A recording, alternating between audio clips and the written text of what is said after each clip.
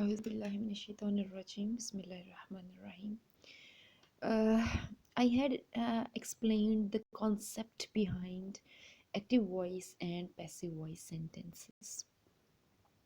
Now we would move forward in details of active voice and passive voice so that we will be able to identify sentences that either they are active voice and passive voice, and also will be able to know that when to use active voice while making sentences and when we need to make passive voice sentences, and what are those apparatuses of language which are used while converting any sentence from active voice to passive voice.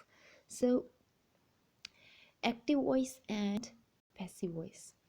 Active sentences are about what people do or what even things do. See, that is the difference between active and passive. That in active voice sentences, people are important who do anything.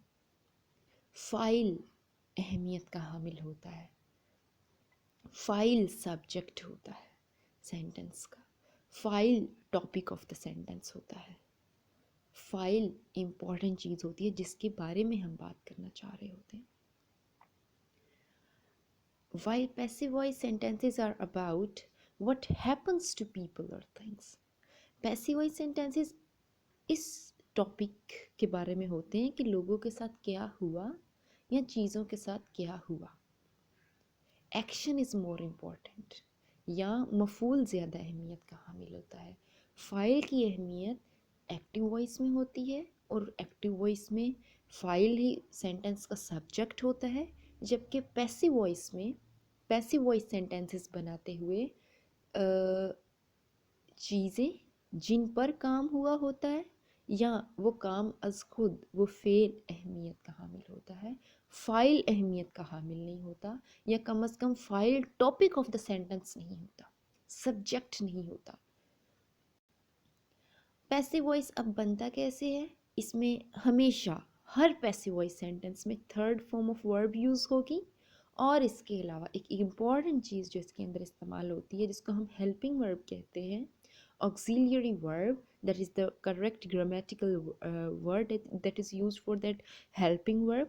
auxiliary verb be की मुख्तलिफ forms हम passive voice में use करते हैं. Active voice sentences अगर हमें already आते हैं तो उन सेंटेंसेस के अंदर सिर्फ जो भी फॉर्म वर्ब की, जैसे प्रेजेंट इंडेफिनिट में फर्स्ट फॉर्म यूज़ होती है, पास्ट इंडेफिनिट में सेकेंड फॉर्म यूज़ होती है, और फ्यूचर इंडेफिनिट में भी फर्स्ट फॉर्म यूज़ होती है. Present perfect, past perfect, future perfect, यानी हर तरह के परफेक्ट में थर्ड फॉर्म यूज़ होती है. हर तरह के कॉन्टीन्यूअस में फर्स्ट फॉर्म आईएनजी यूज़ होता है. ये वो फॉर्म ऑफ वर्ब के हवाले से है. ये एक्टिव वॉइस में होता है. पैसिव वॉइस में एक बड़ी आसान चीज़ ये है कि हर तरह के पैसिव वॉइस सेंटेंस में, चाहे वो पास्ट है, प्रेजेंट है, फ्यूचर है, इंडेफिनिट है, परफेक्ट है, कॉन्टीन्यूअस है, सब में third form of verb use होगी. लेकिन उस थर्ड फॉर्म ऑफ वर्ब के साथ बी जो ऑक्सिलियरी वर्ब है उसकी कोई ना कोई फॉर्म साथ एज ऑक्सिलियरी वर्ब यूज़ होगी. Is, are, am, was, were indefinite में यूज़ हो जाते हैं. विल, शैल बी, साथ विल ऑलरेडी यूज़ हुआ, बी डायरेक्टली यूज़ हो जाता है फ्यूचर में. ठीक है. इसके अलावा कॉन्टीन्यूअस है तो बीइंग यूज़ होता है, BEING, बीइंग, और थर्ड फॉर्म, चाहे वो पास्ट कॉन्टीन्यूअस है, चाहे वो प्रेजेंट कॉन्टीन्यूअस है, चाहे वो दोनों में से कोई भी है. वर्ब की third form plus being auxiliary verb. इसके अलावा अगर पास्ट परफेक्ट है, प्रेजेंट परफेक्ट है, तब भी उसका हैज़ है वहीं रहता है, लेकिन साथ सिर्फ बीन का इजाफा हो जाता है. तो ये is, are, am, was, were, be, being, been, ये फॉर्म्स हैं बी की, ऑक्सिलियरी वर्ब बी की, जो पैसिव वॉइस सेंटेंसेस में इजाफे के तौर, ग्रामेटिकली चेंज के तौर पे उसके अंदर ऐड हो जाती हैं. और पास्ट पार्टिसिपल जिसे आप थर्ड फॉर्म कहते हैं, वो उसके बाद लग जाता है। जैसे आप इंडेफिनेट में एग्जाम्पल ले लें, जैसे आप इंडेफिनेट में यूज़ करते हैं ही लव्स मी। अब इसको जिस वक्त आप पैसिव में करेंगे तो लव जो है वो फर्स्ट फॉर्म चली जाएगी थर्ड में, लव्ड, और साथ एम, बी की फॉर्म एम यूज़ हो जाएगी। और मी जो है ये इस जुमले के अंदर मफूल था, ही लव्स मी। मोहब्बत करता कौन है? ही, ये फाइल है। और ये फाइल जिस जुमले के अंदर सब्जेक्ट है, यानी ही लव्स मी, ये फाइल जिस जुमले में सब्जेक्ट है, इसका मतलब वो जुमला एक्टिव वॉइस है। लेकिन जिस वक्त ये सब्जेक्ट मफूल हो, फाइल ना हो, जैसे जिससे मोहब्बत है वो आई, मी की ही एक फॉर्म आई है, तो आई एम लव्ड। यहाँ आई मफूल है, मफूल जिस वक्त जुमले का सब्जेक्ट हो तो वो जुमला पैसिव वॉइस होता है।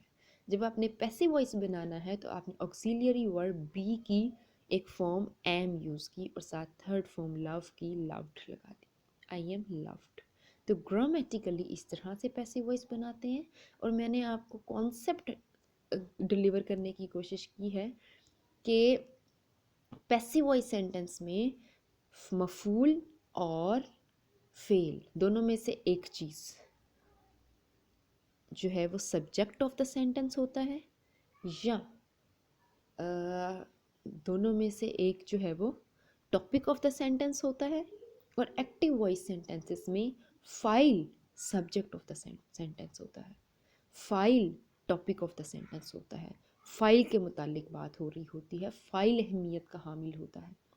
पैसिव वॉइस में तो कई बार फाइल आता ही नहीं, आप ना भी लगाएं, और अगर आपने लगाना है तो बाय लिख के उसके बाद फाइल आता है। तो एक्टिव वॉइस में फाइल सब्जेक्ट होता है, पैसिव वॉइस में मफूल या फिर फेल की ही noun form subject of the sentence होती है। That is the difference.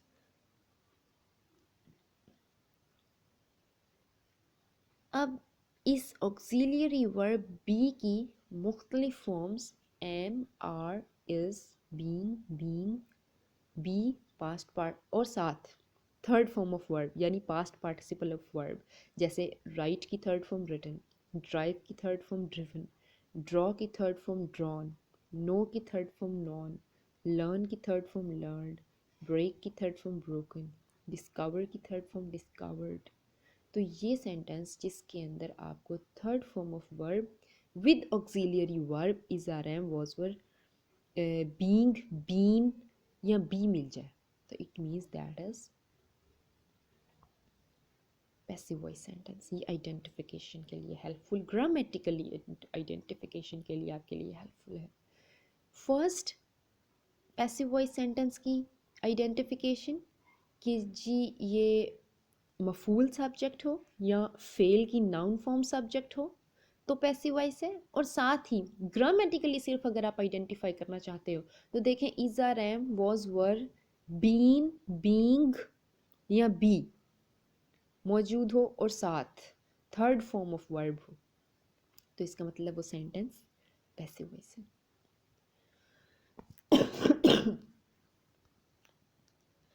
अब वो रूल्स जो किसी सेंटेंस को, अगर हमारे पास ऑलरेडी एक्टिव फॉर्म में कोई सेंटेंस मौजूद है और हम उसकी पैसिव फॉर्म बनाना चाहते हैं, तो कौन से रूल्स हैं जिनको फॉलो करते हो एक्टिव सेंटेंस को पैसिव में चेंज कर सकते हैं।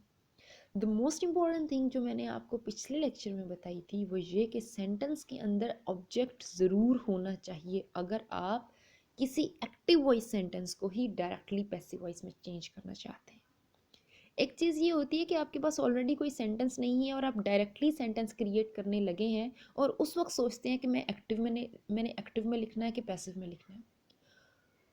आपके पास ऑलरेडी कोई सेंटेंस नहीं होता, आप डायरेक्टली क्रिएट ही पैसिव वॉइस करते हैं, तो वहाँ तो ये चीज़ ज़रूरी नहीं। लेकिन जिस वक्त आपने चेंज करना है किसी ऑलरेडी एक्टिव सेंटेंस को जो लिखा हुआ है ऑलरेडी उसको पैसिव में चेंज करना है, तो ये इंतहाई ज़रूरी चीज़ ये है कि उस एक्टिव वॉइस सेंटेंस के अंदर ऑब्जेक्ट ज़रूर हो, और वो ऑब्जेक्ट हो भी ऐसा जिसके अंदर जो वर्ब मौजूद है वो ट्रांजिटिव वर्ब हो। और डेफिनेटली जब भी किसी सेंटेंस के अंदर ऑब्जेक्ट होगा तो ऑटोमेटिकली उसके अंदर जो वर्ब यूज़ हुआ होगा वो ट्रांजिटिव ही होगा, क्योंकि ट्रांजिटिव वर्ब ही ऐसा वर्ब होता है जिसके बाद डायरेक्ट ऑब्जेक्ट या इनडायरेक्ट ऑब्जेक्ट यूज़ हुआ होता है। हम ट्रांजिटिव कहते ही उसको हैं विच हैज़ अ रिसीवर, जिसको रिसीव करने के लिए इस जुमले के अंदर डायरेक्ट या इनडायरेक्ट ऑब्जेक्ट मौजूद होता है। और अगर बिल फर्ज जुमले के अंदर ऑब्जेक्ट मौजूद ही ना हो तो फिर कम से कम वहाँ पे क्वेश्चन वर्ड ज़रूर होना चाहिए, जो जो ये सवाल हो, फिर वो फिक्रा सवालिया होगा और उस ऑब्जेक्ट के बारे में सवाल कर रहा होगा कि वो ऑब्जेक्ट क्या है। अब इसकी एग्जांपल के तौर पे मैं आपको एक सेंटेंस करके यहाँ पे दिखा देती हूँ कि अगर आपके पास सेंटेंस है शी रोट आ लेटर। अब इस जुमले के अंदर डूअर कौन है, डूअर यानी फाइल कौन है, काम किया किसने, कौन किसने खत लिखा, शी। इस जुमले के अंदर वर्ब क्या है, किया क्या, काम क्या है, यानी रोट। इसके बाद क्या लिखा, व्हाट का आंसर क्या है। मैंने आपको कल बताया था, पहले लेक्चर में बताया है कि डायरेक्ट ऑब्जेक्ट का आंसर हमेशा व्हाट रोट, व्हाट क्या लिखा, लेटर। तो डायरेक्ट ऑब्जेक्ट यहाँ मौजूद है लेटर, ठीक है। अगर यहाँ होता रोट के बाद मी भी होता तो हम लिखते किसको खत लिखा, जो कि इनडायरेक्ट ऑब्जेक्ट को आइडेंटिफाई करने के लिए हम ये सवाल लिखते हैं। तो आंसर होता मी, मुझे। तो हमें पता चल गया कि यहाँ पे फाइल शी है और मफूल दो हैं, एक डायरेक्ट ऑब्जेक्ट है, दूसरा इनडायरेक्ट ऑब्जेक्ट है, एक लेटर है, एक मी है, और वर्ब क्या है, राइटिंग। और इसका मतलब ये जो राइटिंग है जिसके पास डायरेक्ट ऑब्जेक्ट मौजूद है, इसका मतलब ये वर्ब ट्रांजिटिव है क्योंकि इसके पास डायरेक्ट ऑब्जेक्ट मौजूद है। अब हमें इस बात का यकीन हो गया कि इसका हम पैसिव वॉइस सेंटेंस बना सकते हैं। अगर हम इसका पैसिव वॉइस बनाना चाहेंगे तो सबसे पहला काम हम ये करेंगे कि इस जुमले को मफूल से शुरू करेंगे।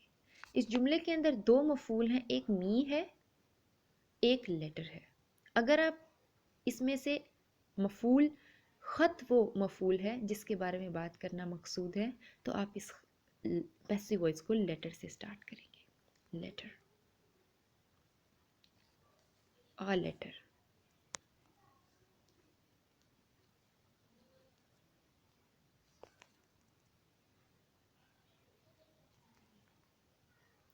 अ लेटर, क्योंकि मैंने आपको बताया ऑक्सिलियरी वर्ब की यानी बी की कोई फॉर्म यूज़ होती है साथ, is, are, am, was, were, be, being या बीन। ये तीन चीज़, ये 6 चीज़ें हैं आपके पास। बी की मुख्तलिफ फॉर्म्स 6 नहीं 8 है, 8 फॉर्म्स जिसको आप यहाँ पैसिव वॉइस में यूज़ करना होता है। ये पास्ट इंडेफिनिट सेंटेंस था और पास्ट इंडेफिनिट सेंस में आप वॉज या वर इस्तेमाल करते हैं। लेटर सिंगुलर है, इसके साथ वॉज सूटेबल है। वॉज और पास्ट पार्टिसिपल राइट का written, the letter was written. अब ये जुमला हमारा पैसिव वॉइस में चाहें तो हम यहाँ ही फुल स्टॉप लगा दें। और अगर हम इसके अंदर फाइल भी बताना चाहते हैं और इसी जुमले को एग्जैक्टली पैसिव वॉइस में कन्वर्ट करना है और ऊपर वाले जुमले में क्योंकि फाइल मौजूद है, तो हम यहाँ लिखेंगे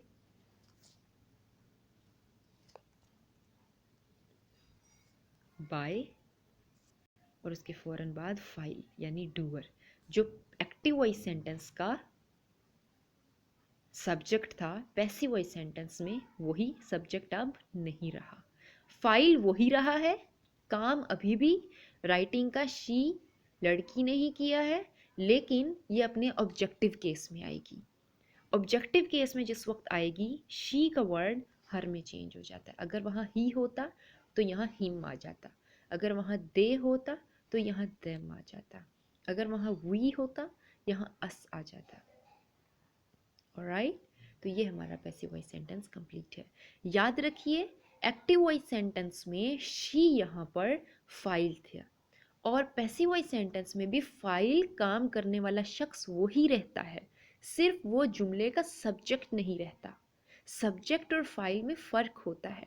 सब्जेक्ट कहते हैं टॉपिक ऑफ द सेंटेंस को, फाइल कहते हैं डूअर ऑफ द सेंटेंस को। डूअर शी ही रहेगा, और इस पैसिव वॉइस सेंटेंस में यही डूअर हर में चेंज हो गया, सिर्फ ये सिर्फ अपने ऑब्जेक्टिव केस में आ गया। Alright, is it clear? Thank you.